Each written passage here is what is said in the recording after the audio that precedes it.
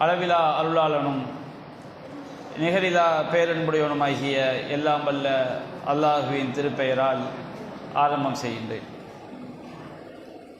அன்பிற்குரிய பெரியோர்களே, தாய்மார்களே, சகோதர சகோதரிகளே,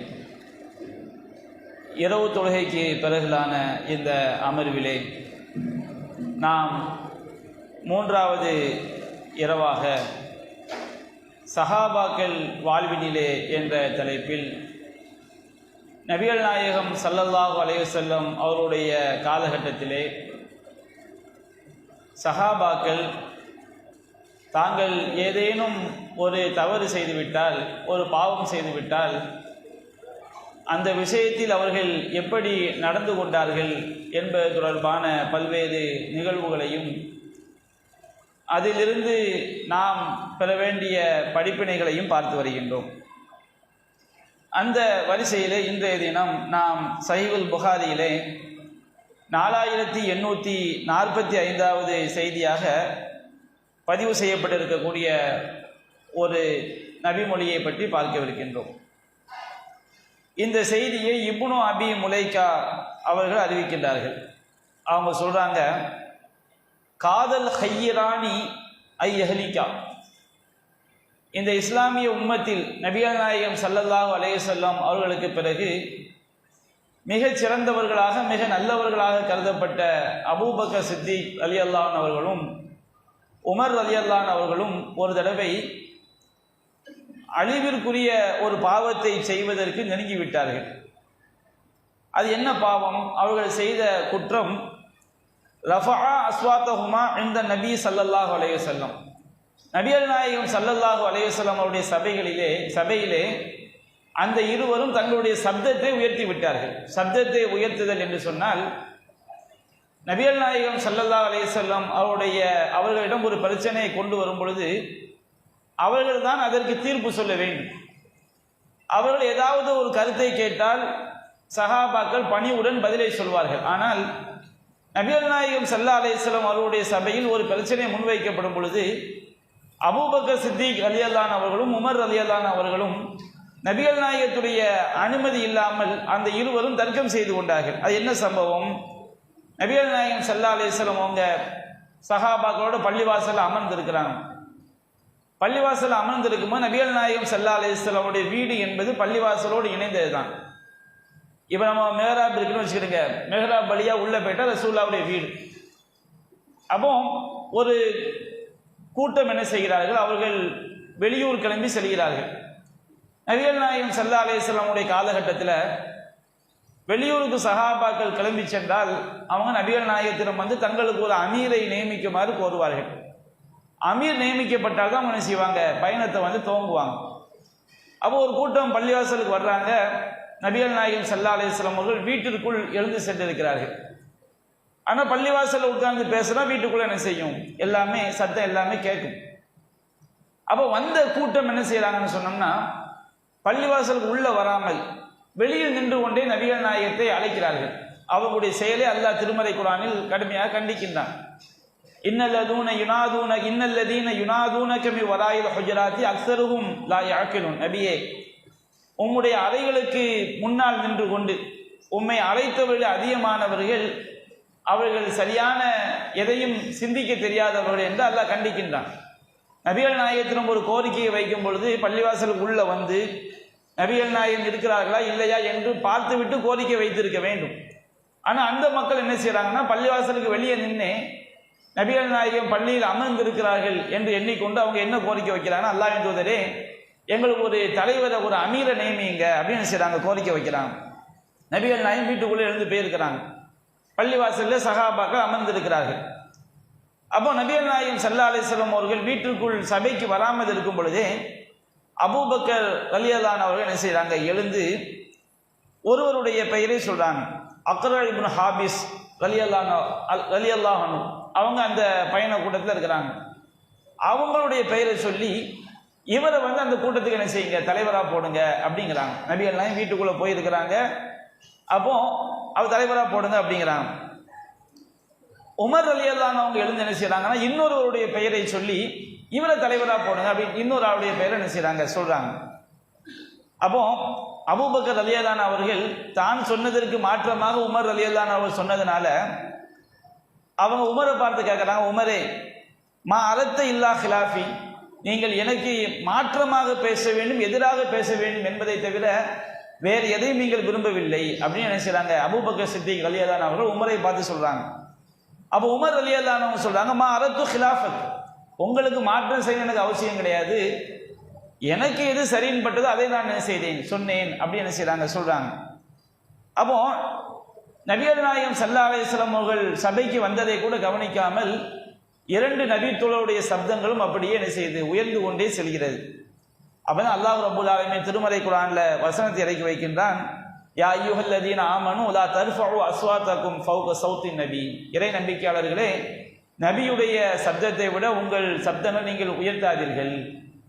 அப்படி உயர்த்தினால் என்னவாகும், அன் தஹபத அமாலுக்கும் அன்தும் லா தஷூரும், நீங்கள் அறியாத விதத்தில் உங்களுடைய அமல்கள் எல்லாம் அழிந்து போய்விடும்.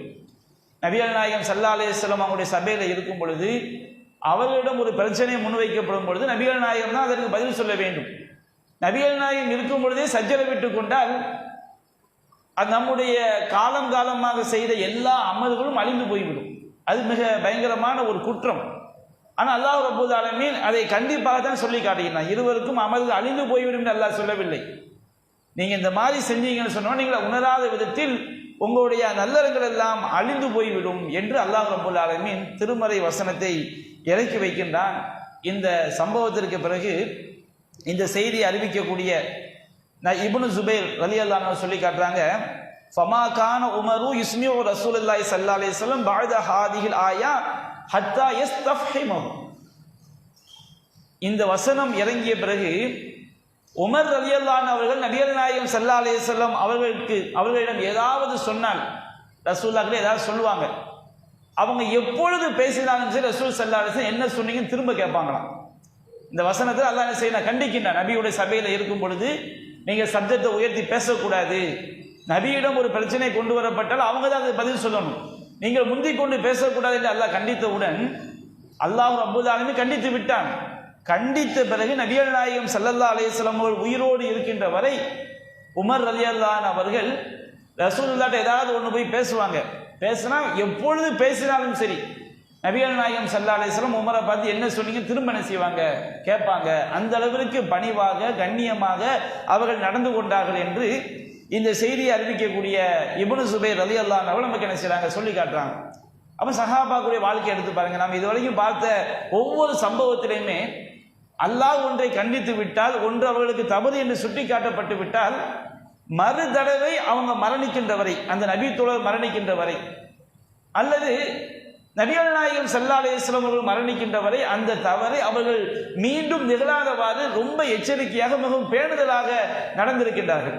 இதன் காரணமாக தான் நபிகள் நாயகம் ஸல்லல்லாஹு அலைஹி வஸல்லம் சொன்னார்கள், ஹைருல் குரூனி கர்னி, என்னுடைய தலைமுறையிலேயே சிறந்த தலைமுறை, கியாமத் நாள் வரைக்கும் வரக்கூடிய மக்கள் சமுதாயத்திலேயே சிறந்த சமுதாயம் யாரு, நபிகள் நாயகம் ஸல்லல்லாஹு அலைஹி வஸல்லம் அவர்களோடு வாழ்ந்த தலைமுறைன்னு சொல்லி காட்டுறாங்க.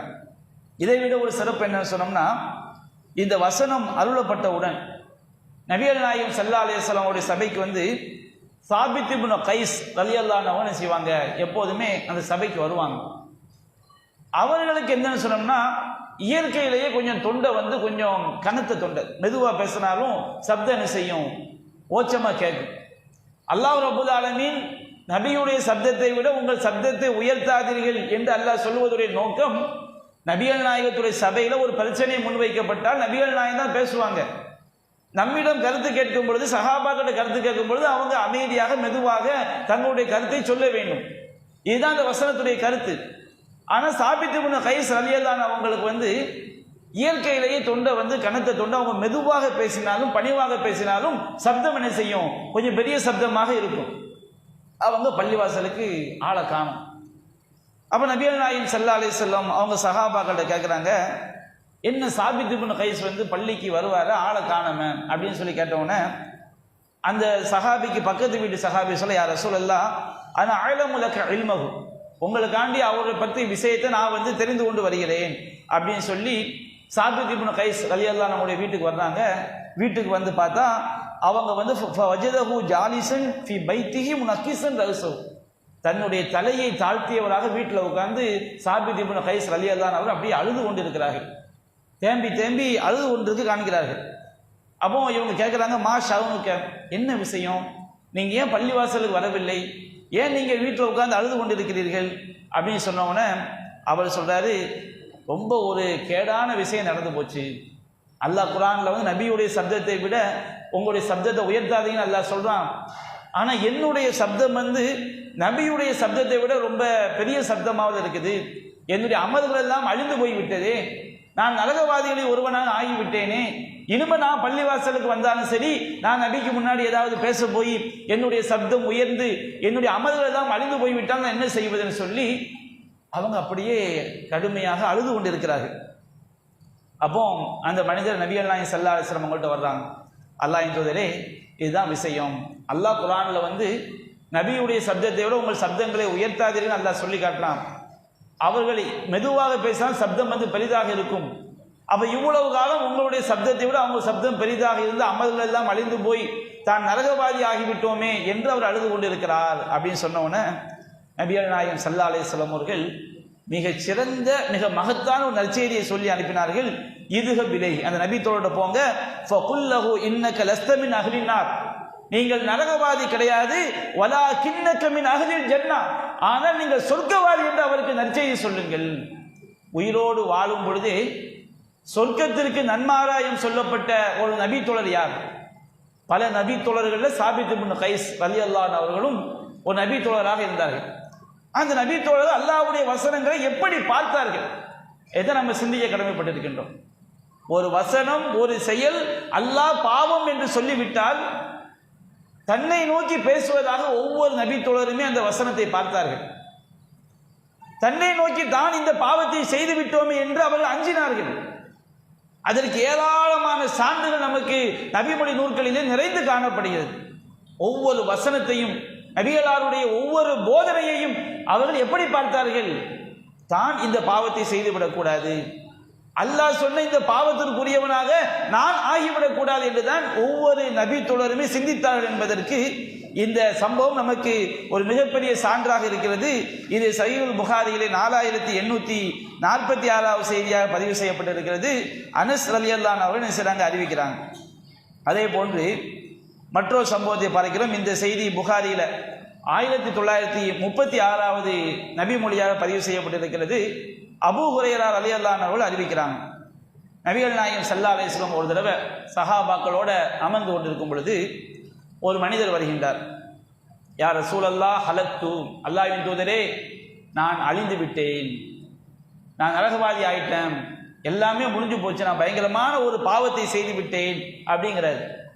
அப்போ நபிகள் நாயகம் ஸல்லல்லாஹு அலைஹி வஸல்லம் கேட்குறேன், மாலக்க, உனக்கு என்ன, உங்களுக்கு என்ன ஆச்சு, எதுக்காக எப்படி சொல்றீங்க? அப்போ அவர் சொல்றாரு, அவர் ஒரு பயங்கரமான ஒரு பெரும் பாவத்தை செய்து விட்டார். என்ன பாவம் சொன்னோம்னா, நோன்பு நோற்று கொண்டு தன்னுடைய மனைவியோடு அவர் தாம்பத்தியத்தை என்ன செஞ்சிட்டார், ஈடுபட்டார். அப்போ அவர் சொல்றார், அல்லாஹ்வின் தூதரே வக்காயத்து அலா இம்ரத்தி வான சாயிம், நான் நோன்பு நோற்று கொண்டு இந்த மாதிரி ஒரு பாவத்தை நான் செஞ்சிட்டேன் அப்படின்னு சொன்னவொன்னே நபிகள் நாயகம் ஸல்லல்லாஹு அலைஹி வஸல்லம் அதற்குரிய சட்டத்தை சொல்றாங்க, அப்படியா, நீங்க வந்து ஒரு அடிமையை விடுதலை செய்ய வேண்டும், நீங்க செஞ்ச பாவம் சாதாரண குற்றம் கிடையாது, இந்த பாவத்திற்கு நோன்பு நோற்று சுன்னத்தான் நோன்பா இருந்தாலும் ஃபர்லான நோன்பா இருந்தாலும் நோன்பு நோற்று கொண்டு இந்த மாதிரி ஒரு பாவத்தை ஒருவர் செய்து விட்டால் அவர் ஒரு அடிமையை விடுதலை செய்ய வேண்டும். உங்ககிட்ட அடிமை இருக்குதான்னு கேட்குறாங்க விடுதலை செய்வதற்கு.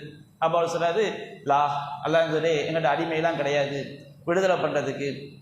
அப்போ நபிகள் நாயகம் கேட்குறாங்க, ஃபஹல் தஸ்ததியு அன் தஸூம ஷஹ்ரைனி முத்ததாபிஐனி, தொடர்ச்சியாக ஒரு நாள் கூட விடாம 2 மாதங்கள் நோன்பு நோக்க உமக்கு இயலுமா? தொடர்ச்சியா ஒரு நாள் கூட என்ன செய்யக்கூடாது, விடக்கூடாது. ஒரு நாள் விட்டால் அது பரிகாரம் ஆகாது. 2 மாதம் தொடர்ச்சியாக ஒரு நாள் கூட விடாம என்ன செய்யணும், நீங்க நோன்பு நோக்க வேண்டும், நீங்கள் செஞ்ச பாவத்துக்கு அதான் பரிகாரம். உள்ள நோன்புலேயே பெரிய சிக்கலாகி போச்சு. அப்ப 2 மாசம் தொடர்ந்து நோன்பு நோக்க வேண்டும் என்று சொன்னால் அது எப்படி முடியும்? அவர் சொல்ல, அல்லாஹ் சோதரே அதுவும் எனக்கு முடியாது அப்படிங்கிறான். அவர் நபி அல்லாஹ் சொல்றாங்க, ஃபஹல் தஜிது துஆமு 60 மிஸ்கீனன், 60 ஏழைகளுக்கு உங்களால உணவு கொடுக்க முடியுமா? நீங்க செஞ்ச பாவத்துக்கு ஃபர்ஸ்ட் அடிமையை விடுதலை செய்யணும், அது முடியாட்டா தொடர்ச்சி 60 நாட்கள் நோன்பு நோக்க வேண்டும், அதுவும் முடியாவிட்டால் 60 ஏழைகளுக்கு நீங்கள் உணவு கொடுக்க வேண்டும், அது முடியுமான்னு கேட்குறாங்க. அப்போ அந்த நபி தோழர் சொல்றாரு, அல்லாஹ்வின் தூதரே அதுவும் எனக்கு இயலாது அப்படின்னு சொல்றாங்க. அப்போ நபிகள் நாயகம் ஸல்லல்லாஹு அலைஹி வஸல்லம் அவர்கள் அப்படியே என்ன செய்றாங்க இருக்கிறாங்க. அவருக்கு என்ன பதில் சொல்லணும்னு தெரியுது. ஆனால் அவர் செய்த பாவத்தை வருந்தி கலங்கி போய் அதற்கு பரிகாரம் தேட வேண்டும் என்று வந்திருக்கின்றார். அதற்கு சொல்லப்படக்கூடிய தீர்வுகள் எல்லாமே அவரால் முடியாத தீர்வுகளாக இருக்கிறது. அப்போ அந்த நேரம் பார்த்து கொஞ்சம் பேரித்தம் ஒரு அளவு ஒரு பாத்திரத்தில் ஒரு பெட்டியில் ஒரு பேரித்தம் பழங்கள் வருகிறது, தர்மமாக வருகிறது. அப்போ நபிகள் நாயகம் ஸல்லல்லாஹு அலைஹி வஸல்லம் சஹாபாக்கள் கேட்குறாங்க, ஃபைனஸ் சாயில். இப்போ ஒருவர் கேள்வி கேட்டுக்கிட்டு இருந்தால் அவர் எங்கேங்கிறாங்க. அப்போ அவர் சொல்கிறாரு, அல்லாஹ்வின் தூதர் நான் இந்த இருக்கிறேன் அப்படின்னு சொன்ன உடனே நபிகள் நாயகம் சொல்கிறாங்க, ஃபஹுது ஃபதஸத்தக் பிஹி, இதை கொண்டு போய் இதை ஏழைகளுக்கு தர்மம் செய்யுங்க, நீங்கள் செஞ்ச பாவத்துக்கு பரிகாரமாக அமையட்டும் அப்படிங்கிறாங்க. அப்போ அந்த மனிதர் கேட்குறார், அல்லாஹ்வின் தூதரே அலா அஃகர மின்னி யா ரசூலல்லாஹ், அல்லாஹ்வின் தூதரே என்னை விட ஏழைக்கா நீங்கள் தர்மம் செய்ய சொல்கிறீர்கள்? ஃபவல்லாஹி மா பைன லாபத்தைஹா அஹ்லு பைத்தின் அஃகரு மின் அஹ்லி பைத்தி. இந்த மதீனாவுடைய 2 மலைகளுக்கு மத்தியில் உள்ள ஏழை குடும்பங்களில் என்னை விட ஒரு ஏழை யாரும் கிடையாது. அவ்வளோ ஒரு ஏழ்மையான நிலையில் உள்ள ஒரு சஹாபியா இருக்காது. இந்த மதீனா நீங்கள் தர்மம் செய்ய சொல்றீங்க, ஏழைக்கு தர்மம் செய்ய சொன்னால் மதீனா 2 மலை இருக்குது, 2 மலைக்கு மத்தியில் உள்ள மக்களில் என்னை விட ஏழை யாருமே இல்லை அப்படின்னு சொன்னோன்னே நபிகள் நாயகம் ஸல்லல்லாஹு அலைஹி வஸல்லம் அவர்கள் அப்படியே தன்னுடைய கடவாய் பற்கள் தெரியும் அளவிற்கு சிரிக்கிறாங்க. சிரிச்சு சொல்றாங்க, அத்இமுஹு அஹ்லக், அந்த பேரிச்சம்பழத்தை கொண்டு போய் உன்னுடைய குடும்பத்துக்கு நீ உணவு ஊட்டுப்பா, அதுதான் உனக்கு பரிகாரம். தப்பும் செய்யறாரு, தப்பும் செய்துவிட்டு அவருக்கு என்ன செய்கிறது, லாபமாக என்ன செய்து விடுகிறது, ஆகிவிடுகிறது. இதை நாம சிந்திக்க வேண்டிய விஷயம் என்னவென்று சொன்னால், சஹாபாக்கள் எப்படி நடந்து கொண்டார்கள். நபிகள் நாயகம் ஸல்லல்லாஹு அலைஹி வஸல்லம் அவர்களை தேடி அல்லாஹ்வின் தூதரே நான் மறுமையில் பாதிக்கப்பட்டு விடக்கூடாது, மறுமையில் நான் நஷ்டவாளி ஆகிவிடக்கூடாது, இந்த பாவத்திலிருந்து நான் மீள்வதற்கு என்ன செய்ய வேண்டும் என்று பரிகாரம் கேட்கக்கூடியவர்களாகத்தான் அருமை நபி தோழர்கள் இருந்தார்கள் என்பதை இந்த சம்பவத்தை நாம் பார்க்கின்றோம். அதுபோன்று மற்றொரு வரலாற்று நிகழ்வை பாருங்கள். நம்ம இஸ்லாமிய வரலாற்றில் மிக முக்கியமான சம்பவம் ஹுதைபியா உடன்படிக்கை அப்படிங்கிறது. நபிகள் நாயகம் ஸல்லல்லாஹு அலைஹி வஸல்லம் அவர்கள் சஹாபாக்களோட உம்ரா செய்வதற்காக போகும்போது அவர்கள் இடையில் தடுத்து நிப்பாட்டப்படுகின்றார்கள். தடுத்து நிப்பாட்டும்போது மிகப்பெரிய நீண்ட சம்பவம் சஹீஹுல் புகாரில 2732வது நபிமொழியாக பதிவு செய்யப்பட்டிருக்கிறது. நீண்ட ஒரு வரலாறு. இந்த வரலாறுல எடுத்துக்கிட்டீங்கன்னா, சுஹைல் இப்னு அம்ர் என்பவர் வருகின்றார் மக்காவில் உள்ள குறைஷிகள் சார்பா. குறைஷிகள் சார்பா அவர் வந்த பிறகுதான் ஒப்பந்தம் எழுதப்படுகிறது. அவர் வர்றாரு, முஹம்மது ரசூல் ஸல்லல்லாஹு அலைஹி வஸல்லம் அவங்களை பார்த்து ஒரு ஏட்டை கொண்டு வாங்க, நம்ம 2 பேருக்கு மத்தியில் ஒப்பந்தத்தை எழுதுவோம் அப்படிங்கிறாங்க. அப்போ நபிகள் நாயகம் ஸல்லல்லாஹு அலைஹி வஸல்லம் எழுத்தாளரை கூப்பிடுறாங்க. ஒப்பந்த வாசகங்கள் நபிகள் நாயகம் சொல்றாங்க, பிஸ்மில்லாஹிர் ரஹ்மானிர் ரஹீம் அப்படிங்கிறாங்க. அளவிலா அருளாளன் நிகரிலா அன்புடைய அல்லாஹ்வின் பெயரால் துவங்குகிறேன். அப்போ அந்த சுஹைல் இப்னு அம்ர் சொல்றாரு, அம்மர் ரஹ்மான் ஃபவல்லாஹி மா அதிரி, ரஹ்மான் அல்லாஹ் ரஹ்மான் என்று சொல்லக்கூடியது நபிகள் நாயகம் தான், அல்லாஹ் தான் வஹியாக இறக்கி வைத்தான். நபிகள் நாயகம் நபியாக வருவதற்கு முன்பாக குறைஷிகள் அல்லாஹ்வை நம்பி இருந்தார்கள். அல்லாஹ் ரஹ்மான் சொல்ல மாட்டாங்க, அளவிலா அருளாளன் என்ற பெயரை அல்லாஹ் சொல்ல மாட்டாங்க. அப்போ அவர் சொல்றாரு, ரஹ்மான் எங்களுக்கு யாரும் தெரியாது, வலாக்கின் உக்துப் பிஸ்மிக் அல்லாஹும்ம கமா குந்த தக்துப், இதற்கு முன்னாடி நீங்க எப்படி எழுதிக்கிட்டு இருந்தீங்க, நபியாக ஆவறதுக்கு முன்னாடி அல்லது பிஸ்மில்லாஹி ரஹ்மான் ரஹீம் என்று அந்த இறை செய்தி அருளப்படுவதற்கு முன்பாக நீங்க எப்படி எழுதிக்கிட்டு இருந்தீங்க, பிஸ்மிக் அல்லாஹும்ம எழுதிக்கிட்டு இருந்தீங்க, அப்படி எழுதுங்கிறாங்க. அப்போ முஸ்லிம்கள்லாம் சொல்றாங்க, வல்லாஹி லா நக்துபுஹா இல்லா பிஸ்மில்லாஹி ரஹ்மான் ரஹீம், நாங்க பிஸ்மில்லாஹி ரஹ்மான் ரஹீம் என்று தான் எழுதுவோங்கிறாங்க. அப்ப நபிகள் நாயகம் சொல்லிட்டாங்க, மக்காவில் உள்ள குறைஷிகள் எங்கிட்ட எந்த ஒப்பந்தத்தை கேட்டாலும் ஒப்பந்தத்தை என்ன செய்வேன், செய்யாமல் நான் இருக்க மாட்டேன் அப்படின்னு ரசூலுல்லாஹ் வாக்குறுதி கொடுத்துருக்கிறாங்க. அப்போ நபிகள் நாயகம் பிஸ்மிக் அல்லாஹும்ம எழுதுங்கன்னு சொல்லிடுறாங்க. அடுத்து 2வது வாசகத்தை நபிகள் நாயகம் சொல்றாங்க. நபிகள் நாயகம் சொல்லக்கூடிய ஒவ்வொரு வாசகத்திலையுமே குறுக்கீடு. நபிகள் நாயகம் சொல்றாங்க, ஹாதா மா காலா அலைஹி முஹம்மதுன் ரசூலுல்லாஹ், இது அல்லாஹ்வுடைய தூதர் முகமது செய்யக்கூடிய ஒப்பந்தம் அப்படின்னு எழுத சொல்றாங்க. அப்ப அந்த சுஹைல் சொல்றாரு, வல்லாஹி லவ் குன்னா நஅலம் அன்னக ரசூலுல்லாஹ் மா சதத்னாக, நீங்க அல்லாஹ்வுடைய தூதன் எங்களுக்கு அல்லாஹ்மே சத்தியமா நீங்க அல்லாஹ்வுடைய தூதன் நாங்க ஒத்துக்கொண்டிருந்தா உங்களையும் தடுக்க போறோம், இவ்வளவு பெரிய பிரச்சனை எதுக்கு, நீங்க அல்லாஹ்வுடைய தூதர் கிடையாது, நீங்க ஒரு பொய்யை நாங்க சொல்லிக்கிட்டு இருக்கிறோம், உங்களுக்கு எங்களுக்கு மத்தியில் ஒப்பந்தம் நடக்கும்போது அல்லாஹ்வுடைய தூதர் முஹம்மது எழுதுவது அப்படின்னு நீங்க எழுத சொல்லி நாங்க எப்படி ஒத்துக்கொள்ள முடியும், அதெல்லாம் ஒத்துக்கொள்ள முடியாது. நாங்க உங்களோட சண்டை போட்டதை நீங்க இறை தூதர் இல்லை என்பதற்காக சண்டை போட்டோம், வலாக்கின் உக்து முஹம்மது இப்னு அப்துல்லாவுடைய மகன் முகமது செய்யக்கூடிய ஒப்பந்தம் அப்படி எழுதுங்கிறாங்க. அப்போ நபியா நாயகம் சொல்றாங்க, வல்லாஹி இன்னி ரசூலுல்லாஹி வயின் கத்தப்துமூனி, நீங்க என்னை பொய்யர் என்று கருதினாலும் நான் அல்லாஹ் சத்தியமா அல்லாஹ்வுடைய தூதர் தான் அப்படின்னு சொல்லிட்டு உக்து முஹம்மது இப்னு அப்துல்லாவுடைய மகன் முகமது செய்யக்கூடிய ஒப்பந்தம் அப்படின்னு என்ன செய்யுங்க, எழுதுங்க. ஏன்னா ரசூல் ஸல்லல்லாஹு அலைஹி வஸல்லம் அவங்க வந்து இந்த மாதிரி அவங்க அல்லாஹ்வுடைய புனிதங்கள், அவங்க உம்ராக்காண்டி போயிருக்கிறாங்க. மாலையிடப்பட்ட ஒட்டகங்கள்லாம் இருக்குது. துல்ஹஜ் 10ஆம் நாள் அந்த ஒட்டகங்கள் அறுத்து பலியிடப்பட வேண்டும். அப்ப அந்த புனிதங்களை எல்லாம் மதிக்க வேண்டும். அதற்காக நான் அவர்கள் என்ன ஒப்பந்தத்தை கேட்டாலும் நான் அதில் கையெழுத்துடுவேன் நபிகள் நாயகம் சொல்லியிருந்தாங்க. எந்த திட்டத்தை கொண்டு வந்தாலும் நான் அதில் கையெழுத்துடுவேன் நபிகள் நாயகம் சொல்லியிருந்தாங்க. அதற்காக தான் இறங்கி போறாங்க. அப்போ நபிகள் நாயகம் சொல்றாங்க, மூன்றாவதாக அல்லா து ஹல்லோ பைனனா ஓ பைனல் பைத் நத்தூஃப பிஹி, நாங்கள் உம்ராக்காண்டி வந்திருக்கிறோம், காபத்துல்லாவை நாங்கள் தவாப் செய்யறதுக்கு நீங்க இடையூறா இருக்கக்கூடாது, நீங்க எங்களை விட்டு நீங்கிடணும். அதுக்கு அவர் என்ன சொல்றாரு, வல்லாஹி லா தஹத்தஸுல் அரபு அன்னா உஹதுனா லக்தத்தன், அதுக்கெல்லாம் சம்மதிக்க முடியாது. நாங்கள் உங்களை தவாப் செய்ய அனுமதி கொடுத்துட்டா அரபிகள்லாம் என்ன பேசுவாங்க, குறைஷிகள் வந்து ரொம்ப நெருக்கடிக்கு உள்ளாயிட்டாங்க, முஸ்லீம்களை தடுக்க முடியல. வலாக்கின் தாலிக்கமில் ஆமில் முக்பில், இந்த வருஷம் நீங்க திரும்பி போயிட்டு அடுத்த வருஷம் வந்து என்ன செய்யுங்க, நீங்க உம்ரா செய்யுங்க அப்படின்னு என்ன செய்றாங்க சொல்றாங்க. நபிகள் நாயகம் சொல்லக்கூடிய ஒவ்வொன்றையும் அவர் சில குறுக்கிட்டுக்கிட்டே இருக்கிறார். அடுத்து அவர் ஒரு ஒப்பந்தத்தை சொல்றாரு, சுஹைல் இப்னு அம்ர். அவர் என்ன சொல்றாருன்னா, எங்கள்ல இருந்து யாராவது இஸ்லாத்தை ஏற்று உங்க சைடு வந்துட்டாங்கன்னா, இனிமே வந்து விட்டால் நீங்கள் அவர்களை எங்கள்ட்ட திருப்பி அனுப்பிவிட வேண்டும். ஆனால் உங்கள்ல இருந்து யாராவது எங்கள் சைடு வந்துட்டாங்கன்னா நாங்கள் என்ன செய்ய மாட்டோம், திருப்பி அனுப்ப மாட்டோம் அப்படின்னு சொல்லி என்ன செய்றாங்க சொல்றாங்க. அப்ப சஹாபாக்கள்லாம் சொல்றாங்க, சுபஹான் அல்லாஹ், இது என்ன ஒப்பந்தம், இப்படியா ஒப்பந்தம் பண்ணுவாங்க? கைஃப இரத்துதல் முஷ்ரிக்கீன ஜாஹ முஸ்லிமன், ஒருவர் முஸ்லிமாக வந்த பிறகு அவர் எப்படி நம்ம திரும்ப முஷ்ரிக்கீன்களை திருப்பி அனுப்ப முடியும்? அவங்க சாதாரண நல்லவங்களா? அவங்க பயங்கரமான கொடுமைக்காரர்கள், கொடூரர்கள், முஸ்லிம்கள் அவ்வளவு கொடுமைப்படுத்தியவர்கள். அவர்கள்ட்ட இருந்து ஒரு ஆள் முஸ்லிம்கள் தரப்புக்கு வந்த பிறகு திருப்பி அவங்கள்ட்ட எப்படி கொண்டு போய் சேர்க்க முடியும் அப்படின்னு சஹாபாக்கெல்லாம் சொல்றாங்க. அப்படி பேசிக்கொண்டு இருக்கும் பொழுதே என்ன நடக்கும்னு சொன்னோம்னா, அபூ ஜந்தல் இப்னு சுஹைல் இப்னு அம்ர், யார் ஒப்பந்தத்தை எழுதிக்கிட்டு இருக்காரோ சுஹைல் இப்னு அம்ர், அவருடைய மகன் அபூ ஜந்தல் ரலியல்லாஹு அன்ஹு அவர்கள். சுஹைல் இப்னு அம்ர் குறைஷிகள் சார்பா, காஃபிர்கள் சார்பா ஒப்பந்தம் கூட வந்திருக்காரு. அவருடைய மகன் அபூ ஜந்தல் ரலியல்லாஹு அன்ஹு என்ன செய்றாங்கன்னு சொன்னோம்னா, அவங்க இஸ்லாத்தை ஏத்துக்கிட்டு தன்னுடைய கை கால்கள் எல்லாம் விலங்குகள் பூட்டப்பட்டு அப்படியே மக்காவுல இருந்து தப்பித்து வந்து ரமாபி நப்சிஹி பைன அலுஹுலில் முஸ்லிம்களுக்கு மத்தியில் வந்து விழுறாரு. அவர் வந்து விழும்போது, தப்பிச்சு வந்து அவர் விழும்போதே கை கால்கள் எல்லாம் என்ன செய்யப்பட்டிருக்கு, விலங்கு பூட்டப்பட்டிருக்கு. அவர் தகப்பனார் தான் ஒப்பந்தம் பண்ணிக்கிட்டு இருக்காரு. அப்ப அந்த சுஹைல் சொல்றாரு, யா முஹம்மத் அவ்வளவுமா காலி காலை அன் தருத்தவு இலை, நான் உங்கள்கிட்ட ஒப்பந்தம் போட்ட மாதிரி முதலாவதாக இவர் எங்கள்கிட்ட திருப்பி அனுப்பணும் அப்படிங்கிறாங்க. அப்ப நபிகள் நாயகம் சொல்றாங்க, என்னாலும் நக்லில் கிதாப், நாம் என்ன எழுதியே முடிக்கலையே, அப்ப கையெழுத்தே போடலையே, அதுக்கு முன்னாடி எப்படி கேட்டீங்க?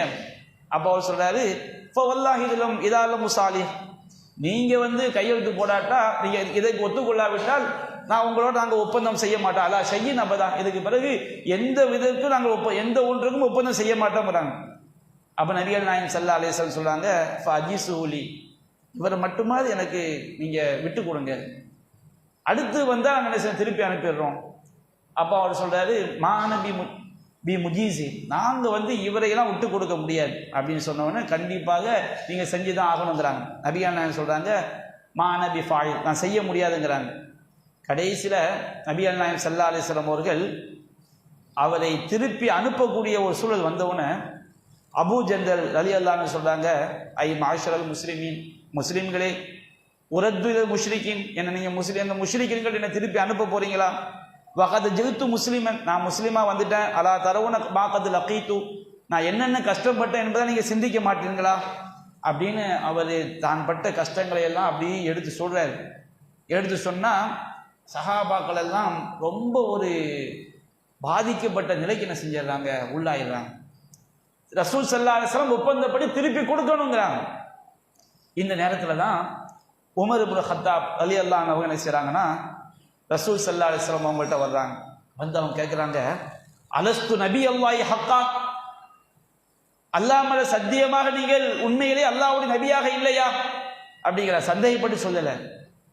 அந்த ஒப்பந்தத்துக்கு நபிகள் நாயகம் ஸல்லல்லாஹு அலைஹி வஸல்லம் அவங்க எல்லாத்துக்கும் சம்மதிக்கிற அந்த விஷயத்தை பார்த்து விட்டு ரோஷப்பட்டு அவங்க என்ன செய்றாங்க, பேசுறாங்க. அப்ப நபிகள் நாயகம் அமைதியா சொல்றாங்க, பலா நான் அல்லாஹ்வுடைய தூதர் தான். அப்ப உமர் கேட்கிறாங்க, அலஸ்னா அதல் ஹக்கி வ அதுவுனா அதல் பாத்தில், நாமெல்லாம் சத்தியத்திலும் நம்முடைய எதிரிகள் அசத்தியத்திலும் இல்லையா?